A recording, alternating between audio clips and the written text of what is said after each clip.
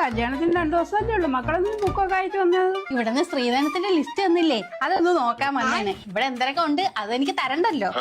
ഇതെന്തോ നിയമം? ഇതാണ് പുതിയ നിയമം. കല്യാണ ചെറുക്ക എവിടെ? അവൻ കൂട്ടുകാരനെ കല്യാണം വിളിക്കാൻ പോയിരുന്നു. ബൈക്കിൽ പോയ കത്ത് പോകുന്നു പറഞ്ഞ് കാർ കൊടുത്തോണ്ട് പോയി.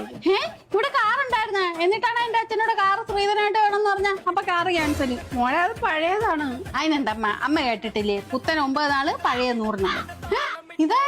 ഇതാണ് നിന്റെ നാത്തു. ഇവിടെ ഇല്ലായിരുന്നു, ബാംഗ്ലൂരായിരുന്നു. ഇന്നിപ്പോ വന്നതേ ഉള്ളു. അപ്പൊ പിന്നെ സ്വർണ്ണം ക്യാൻസൽ. അല്ലെങ്കിൽ എവിടെ മൊത്തം അടിച്ചോണ്ട് പോകൂലേ? എന്റെ നല്ല തരാൻ. ഇവിടെ ഫ്രിഡ്ജൊക്കെ ഉണ്ടായിരുന്ന, എന്നിട്ട് എന്തിനമ്മ എന്റെ അച്ഛന്റെ അടുത്ത് ഫ്രിഡ്ജ് വേണമെന്ന് പറഞ്ഞത്? ഫ്രിഡ്ജും ക്യാൻസൽ. മക്കളത് ചീത്തായിരിക്കും, ഇടയ്ക്കിടയ്ക്ക് വർക്കാവൂല. അമ്മ അത് നല്ലൊരു പണിക്കാരനെ വിളിച്ച് ശരിയാക്കിയ പിന്നെ അത് അനങ്ങത്തില്ല. ബാത്റൂമിൽ വാഷിംഗ് മെഷീൻ ഉണ്ട്, റൂമിൽ AC ഉണ്ട്. അപ്പൊ അത് രണ്ടും ക്യാൻസൽ. അമ്മ ഇവിടെ ഞാൻ സ്ത്രീധനത്തിന്റെ ലിസ്റ്റില് എല്ലാ സാധനങ്ങളും ഇവിടെ തന്നെ ഉണ്ട്, പാത്രങ്ങൾ സഹിതം ഉണ്ട്. പിന്നെ ഡ്രസ്സ്, അതിപ്പോ എനിക്ക് പുതിയത് തന്നെ ഉണ്ടോന്ന് നിയമമൊന്നുമില്ല. അമ്മയുടെ പഴയ സാരിയാ അല്ലെങ്കിൽ നാത്തൂന്റെ പഴയ ചുരിദാറാ, അതൊക്കെ തന്നാലും ഞാൻ അതൊക്കെ ഇട്ടാ. നീ കല്യാണ സാരി മാത്രം എടുത്തോണ്ട് വരൂ. നാട്ടുകാരെന്തോന്ന് പറയും? നാട്ടുകാരെ കാണിക്കാൻ വേണ്ടി കടം വാങ്ങിച്ചു എന്റെ അച്ഛൻ എന്നെ കല്യാണം കഴിച്ചുവിട്ട് അവര് വന്ന് എന്റെ അച്ഛന്റെ കടമൊക്കെ തീർത്തരോ? അപ്പൊ മറ്റേതാ കല്യാണത്തിനാണ്. ബൈ നാത്തൂനെ. എന്തെല്ലാം കണക്കൂട്ടലായിരുന്നു.